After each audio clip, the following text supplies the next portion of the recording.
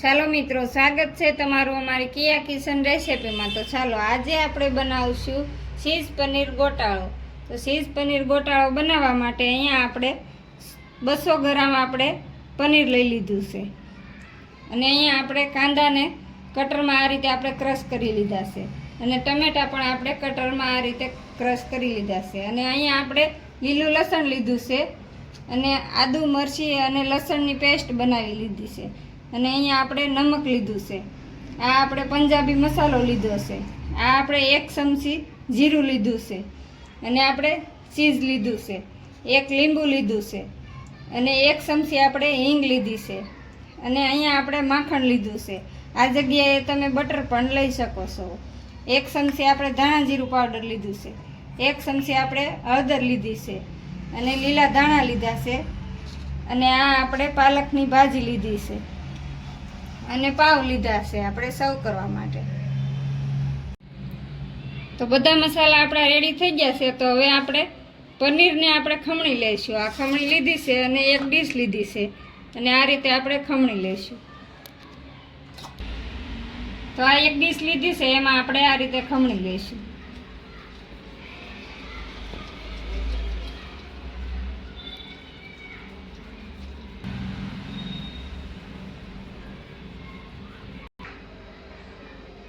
તો પનીર આપણે સરસ ખમણી લીધું છે। હવે આપણે વઘાર કરી લઈશું। તો અહીંયા આપણે ગેસ ચાલુ કરી અને આ એક આપણે કઢાઈ લીધી છે એમાં આપણે વઘાર કરી લઈશું। તો વઘાર કરવા માટે અહીંયા આપણે માખણ એડ કરી દઈશું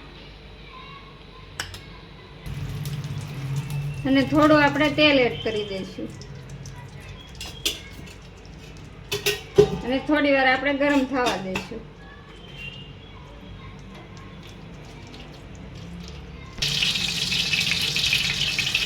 તો માખણ ને તેલ સરસ ગરમ થઈ ગયું છે। હવે આપણે જીરું એડ કરી દઈશું।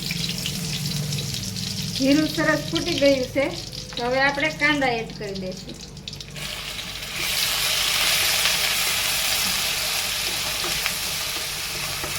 કાંદાને આપણે થોડી વાર સાતળી લઈશું। તો આ રીતે આપણે સાતળી લઈશું। કલર ચેન્જ ન થાય ત્યાં સુધી આપણે પાકવા દઈશું।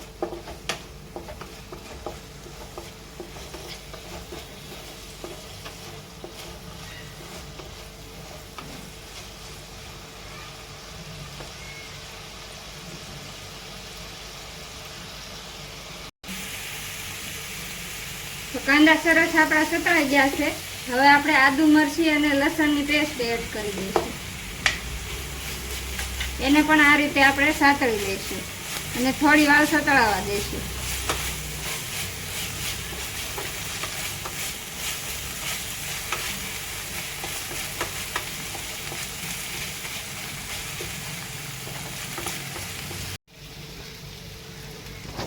તો આદુ મરચીની પેસ્ટ પણ સરસ સતળાઈ ગઈ છે। તો હવે આપણે પાલક એડ કરી દઈશું। પાલકને પણ આ રીતે આપણે સાતળી લઈશું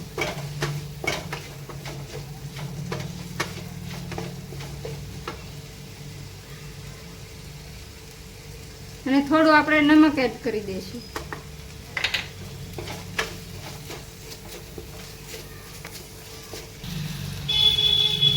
તો પાલકની ભાજી પણ સરસ સતળાઈ ગઈ છે અને સરસ પણ સડી ગઈ છે।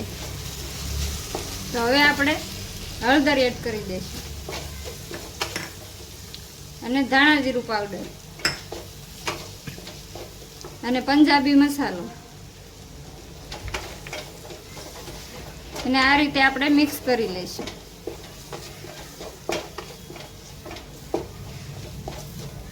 ને હવે આપણે ટમેટા એડ કરી દઈશું।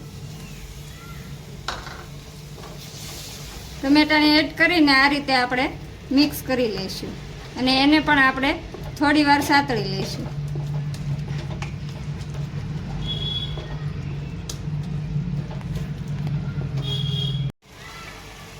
તો ટમેટા પણ સરસ સતળાઈ ગયા છે। તો હવે આપણે લીલું લસણ એડ કરી દઈશું।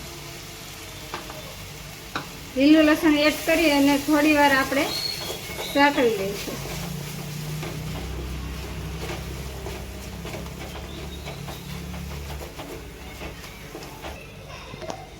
તો સરસ આપણા મસાલા બધા સતળાઈ જશે તો થોડું આપણે પાણી એડ કરી દઈશું.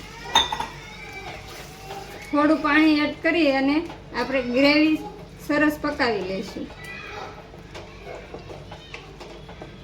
2 મિનિટ આપણે પાકવા દઈશું. તો સરસ આપણી ગ્રેવી પાકી ગઈ છે. હવે આપણે પનીર એડ કરી દઈશું.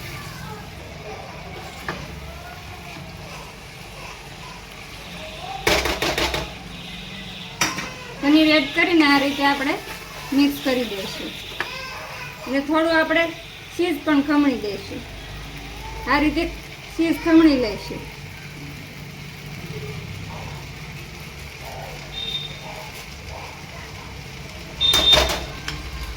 તો આ બંને વસ્તુને આપણે મિક્સ કરી લઈશું.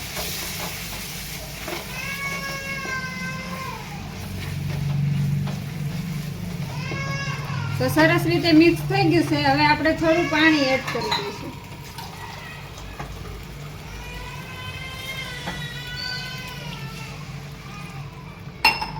તો અડધો ગ્લાસ આપણે પાણી એડ કર્યું છે ને આ રીતે આપણે મિક્સ કરી લઈશું.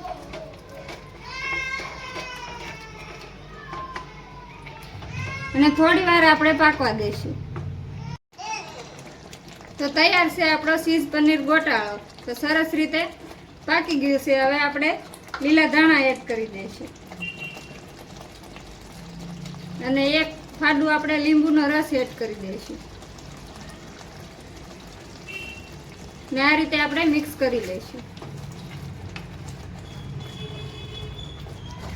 અને ગેસને હવે આપણે બંધ કરી દઈશું અને નીચે ઉતારી લઈશું. તો અહીંયા આપણે એક લોઢી લીધી છે, એમાં આપણે પાઉં શેકી લઈશું. તો એમાં આપણે થોડું માખણ એડ કરી દઈશું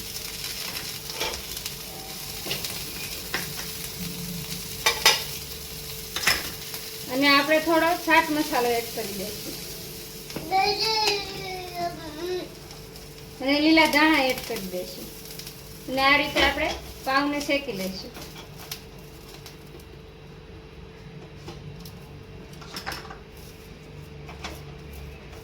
તો આ રીતે બધા પાઉં આપણે શેકી લઈશું.